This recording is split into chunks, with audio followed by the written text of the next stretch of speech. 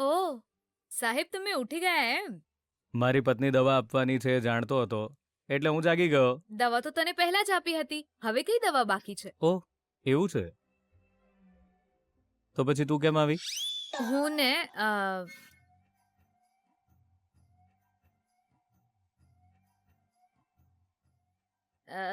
હું તો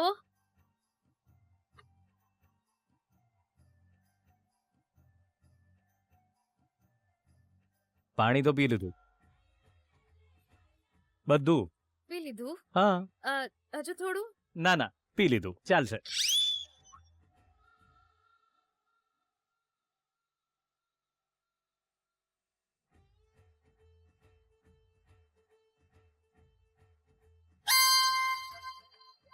ઓહ, મેડમ મને જોવા માટે અહીં આવ્યા છે. હું તને જોવા માટે કેમ આવું? આજે કોલેજ જવાયું નહીં ને, એટલે વાંચવા બેઠી હતી. તારી સામે બેસીને વાંચીશ ને તો તને પણ થોડી મદદ થઈ જશે ને, એટલે જ હું આવી. ઓહ, એવું છે? હમ પણ હાથમાં પુસ્તક તો છે નહીં મેડમ.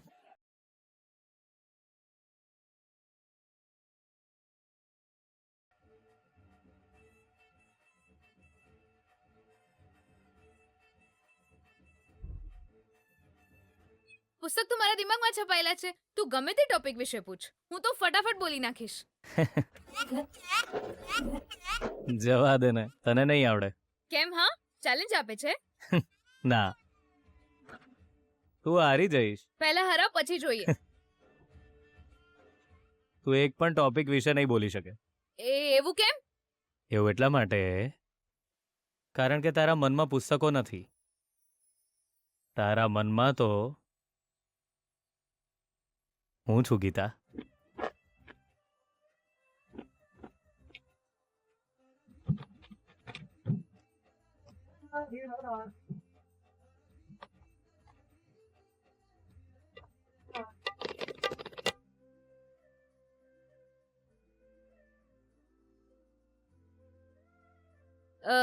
વિજય પ્લીઝ, તારા દિમાગમાં હંમેશા આ જ ચાલે છે. તું આવું કેમ બોલી રહ્યો છે? તને હું કેમ મનમાં રાખું? દિમાગમાં રાખીશ તો ભૂલી જઈશ, એટલે મનમાં સ્થાન આપીને મને ત્યાં સુરક્ષિત રાખ્યો છે. ક્યાંક હું ખોઈ ન જઉં એટલે ત્યાં કોઈ જોઈ ન શકે એ રીતે રાખ્યો છે મને.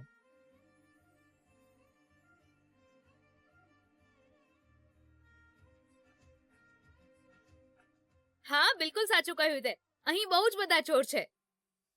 એમાંય તું પાછો ડાયમંડ જેવો ને, એટલે જ મેં તને છુપાવી રાખ્યો છે. એનો મતલબ તો તારા મનમાં હું નથી એમ?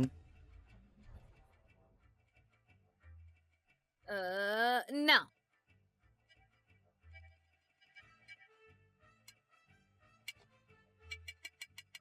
હું તારા જેવું જ વર્તન કરું એવી અપેક્ષા કેમ રાખે છે તું? ગીતા, તું મારી જેમ બિલકુલ ના વર્તીશ, પણ તું મારી સામે આ રીતે તો એક્ટિંગ ના જ કર.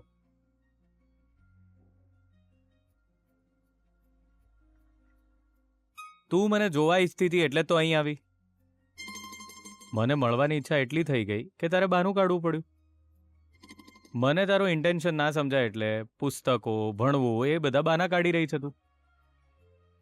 પણ હવે તો તું મારા હાથમાં સીધે સીધી ઝડપાઈ ગઈ, રાઈટ? કરેક્ટ ને? પત્યું હવે તારું? મારાથી ભૂલ થઈ ગઈ અહીં આવીને. હવે હું જાઉં છું.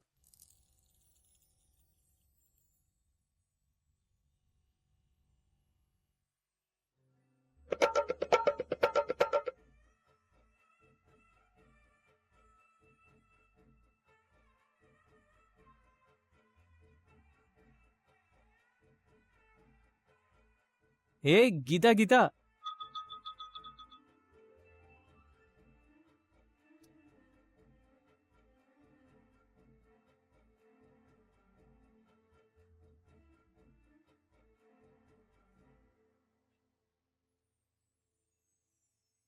સોરી. પ્લીઝ ગીતા, હું વાત નહીં કરું. અહીં જ બેસ ને. મારે વાંચવા બેસવું છે. મારી પાસે બેસીને જ વાંચ ને તું. હું તને જોતો જ રહીશ. પ્લીઝ ક્યાંય જઈશ નહીં. એનો મતલબ તારા મનમાં હું નથી એમ ને? હા હા, શું શું કીધું તે? શું બોલી તું મનમાં? કંઈ નહીં, કંઈ જ નહીં. ના, કંઈક તો કીધું તે. કહ્યું ને કંઈ જ નથી કહ્યું. હું અહીં કેમ આવી હતી કહું. તને થોડી વાર હાથ પકડીને ચલાવવું એટલે. બેસી બેસીને શરીર અકળાઈ ગયું હશે ને, અને દુખાવો પણ થતો હશે ને, એટલે ચાલ ને. ચાલ ચાલ ચાલ, 4-5 ડગલા ચાલ.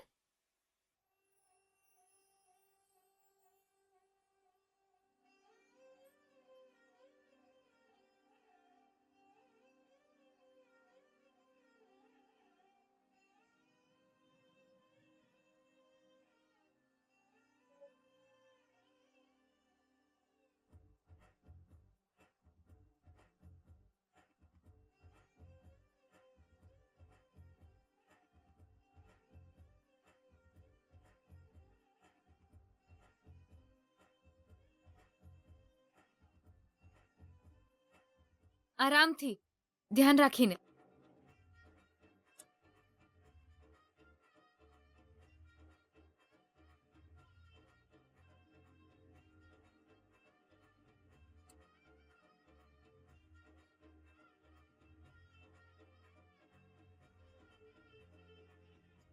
એનો મતલબ કે તું અહીં આવી હતી ભણવા માટે કે વાંચવા માટે નહીં, મારા માટે, ખાલી મારા જ માટે, હે ને ગીતા?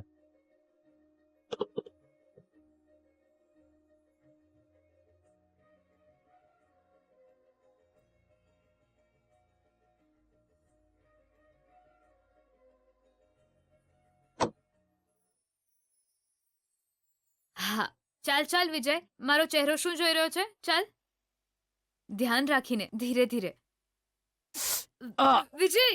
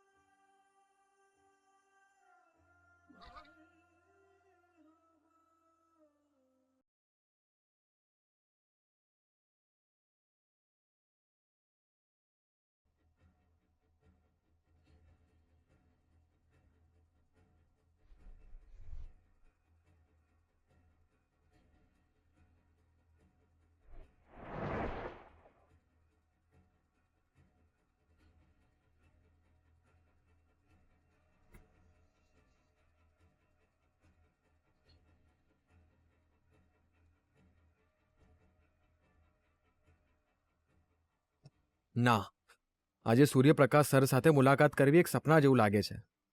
લંચ માટે પણ બહાર નથી આવ્યા. મતલબ આજે કામમાં બહુ બિઝી લાગે છે કદાચ. હવે અહીં રાહ જોવાનો કોઈ જ મતલબ નથી. તો પછી હવે હું શું કરું? છે.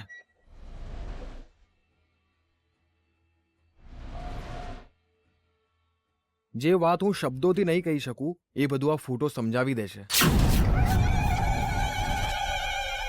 આ ફોટો આપ્યા વિના અહીંથી ખસવાનું જરાય મન નથી થઈ રહ્યું. અને અહીં જો વધારે રાહ જોઈશ તો આ પુરાવો જ નહીં રહે.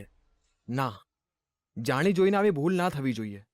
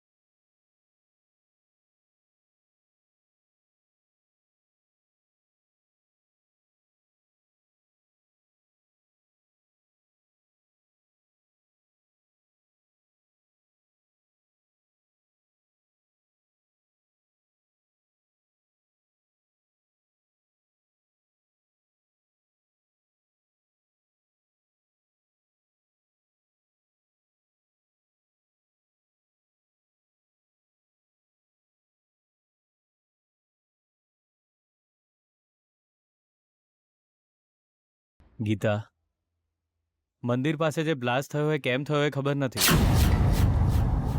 પણ જે થયું એના કારણે તું મારી એટલી નજીક આવી ગઈ જેટલી મેં વિચારી પણ નહોતી. અત્યારે મને પીડા નથી અનુભવાતી. આ અનુભૂતિના અંતે પીડા જ મળે છે વિજય. આ અહેસાસ જો હંમેશા માટે આવો જ રહેતો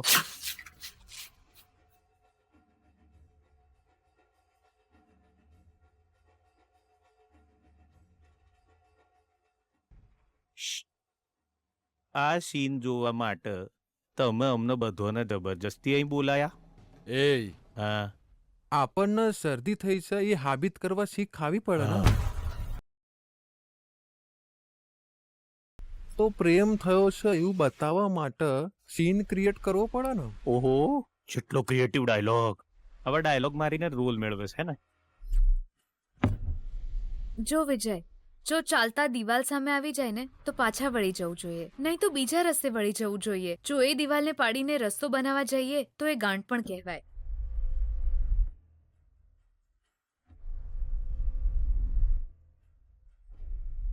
જો વિજય, હું જે કરી રહી છું એ સેવા છે, અને સેવા માટે લાગણીઓ હોવી જરૂરી નથી. મારી વાત સમજી ગયો ને તું?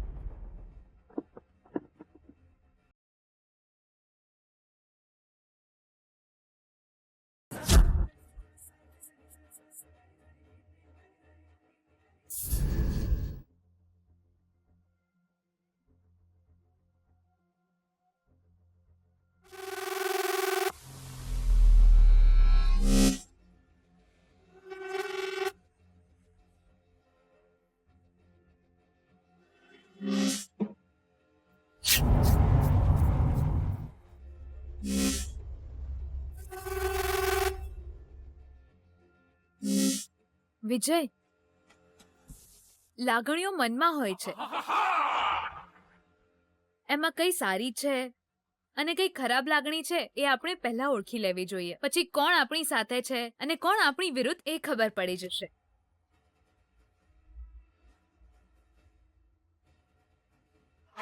વિજય,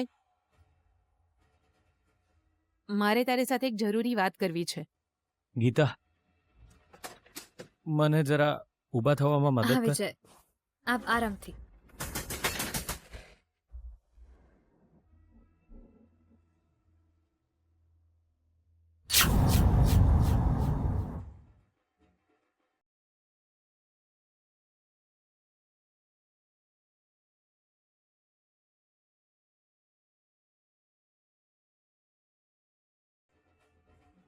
બોલ મમ્મા. મારે તારી સાથે એકાંતમાં વાત કરવી છે. ગીતાને બહાર મોકલી દે. તું ખોટું ના લગાડતી ગીતા. થોડી વાર માટે બહાર જઈશ. મને કોઈ વાંધો નથી વિજય, તું બેસ.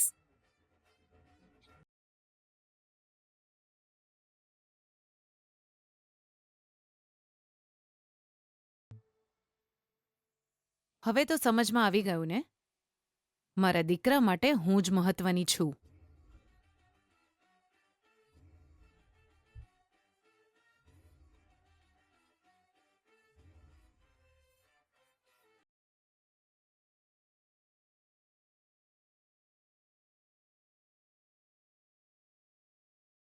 જો બેટા, મમ્મા, મને ઊભા થવામાં મદદ કર. એ ના ના ના ના ના ના ના.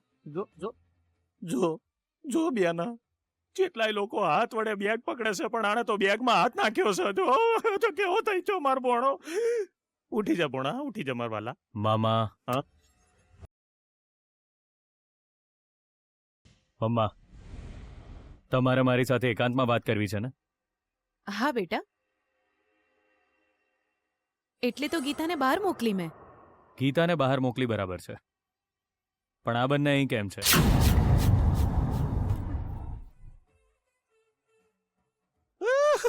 હે ભગવાન, આવા શબ્દો સાંભળવા માટે તમે મને હાથે લાયા હતા કે? કેટલા વાગ્યા? ઓ, સારો સમય છે. હેડો હેડો, બંને એક જ દોયડે લટકીને મરી જઈએ.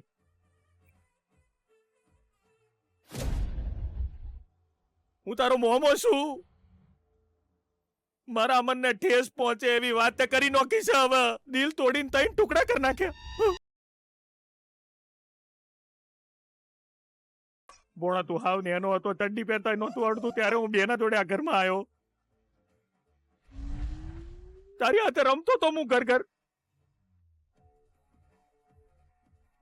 મમ્મા આમને પણ બહાર મોકલો એવું કહું છું હું.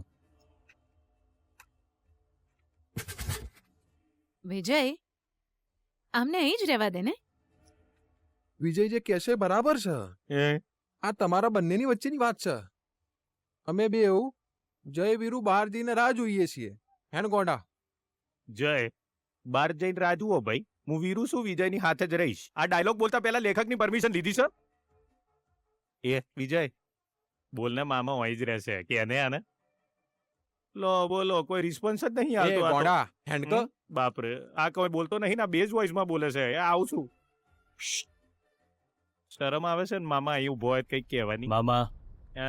બહાર જાઓ. બાપરે, આટલી ઇજ્જત તો બહુ થઈ ગઈ મારા માટે ભાઈ. બેના સંભાળાના. જય મેં આ રહા હું.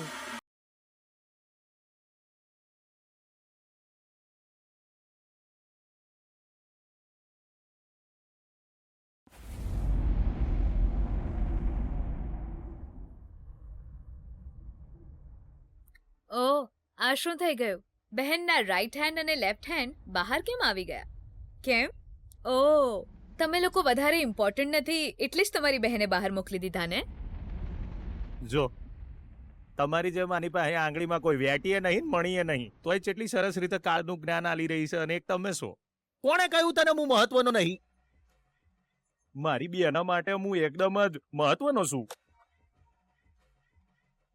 આ થોડો મહત્વનો છે. આમ તો બંને સેમ સેમ. બોલો ને. અંદર જે વાત ચાલી રહી છે એ વાત અમે જાણીએ છીએ. આ તો હું છે કે એક જરૂરી ઇમ્પોર્ટન્ટ કામ યાદ આવી ગયું છે એટલે બહાર આવી ગયા અમે. એમાં હું છે કે અમે આવા નાના મોટા કોમમાં હાથ જ નહીં નાખતા. એ તો અમારી બેના જ સંભાળે છે. તમે જ કહો ને મોટા ભાઈ. ઇમ્પોર્ટન્ટ કામ એટલે રસોઈમાં ઝેર જેવી વસ્તુ, મતલબ તમારી બુદ્ધિ જેવી ગંદી વસ્તુ મિક્સ કરવી હે ને મિસ્ટર સિતારા અંકલ? એ હું બકબક કરી રહી છું. તું રસોડા ને રસોઈનું ડિપાર્ટમેન્ટ સંભાળવા માટે અંબુને અપોઇન્ટ કરી છે. અંબાને નહીં, સંકટને અપોઇન્ટ કર્યું છે. તમારી બહેન અને વિજય વચ્ચે શું ઇમ્પોર્ટન્ટ વાત ચાલી રહી છે એ તો હું નથી જાણતી, પણ હું તમને એક ઇમ્પોર્ટન્ટ વાત કહેવા માંગુ છું. સાંભળી લેજો. હું છે સવારે જે કંઈ પણ થયું એમાં સાસુમાનો કોઈ હાથ નથી એવું એમણે સ્પષ્ટ કહી દીધું છે. પણ તમારા ત્રણમાંથી કોઈ એક તો જરૂર હશે, નહીં તો આટલી મોટી ઘટના બને એ તો શક્ય જ નથી. ઘર એક સુરક્ષિત જગ્યા હોવી જોઈએ. જો મને ખબર પડી કે તમે લોકો કોઈને મારવાનું પ્લાનિંગ કરી રહ્યા છો તો તમારા પ્લાનિંગની બેન્ડ વગાડી દઈશ. તમારા બંનેમાંથી વધારે ઝેરેલું કોણ છે મને ખબર નથી, પણ આજે કહી રહી છું સાંભળી લો. મારા પતિની મેટરમાં કોઈ વચ્ચે પડશે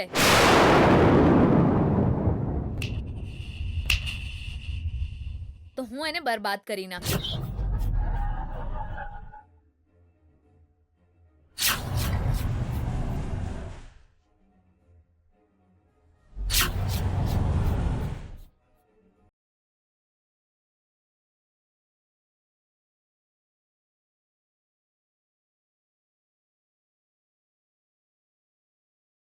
સમજ્યા?